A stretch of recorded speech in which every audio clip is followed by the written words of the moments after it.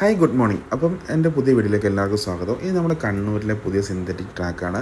അവിടെ കണ്ട ഒരു അപൂർവ കാഴ്ചയാണിത്. അപ്പോൾ ഇന്നലെ ഒരു കൂട്ടം പരുന്തുകൾ എന്ന് വെച്ചാൽ ഒരു കൂട്ടം എന്ന് പറഞ്ഞാൽ ധാരാളം പരുന്തുകളുണ്ട്. അത് നമ്മുടെ കണ്ണൂർ പുതിയ സിന്തറ്റിക് ട്രാക്കിൽ വന്നിരിക്കുന്ന ഒരു കാഴ്ചയാണ്. ശരിക്കും നല്ലൊരു അടിപൊളി ഒരു കാഴ്ച തന്നെയാണ്. ഇത് നമ്മുടെ കണ്ണൂർ പോലീസ് ഗ്രൗണ്ടിൻ്റെ പുതിയ പണിതുകൊണ്ടിരിക്കുന്ന സിന്തറ്റിക് ട്രാക്കാണ്. നമ്മുടെ കണ്ണൂർ പോലീസ്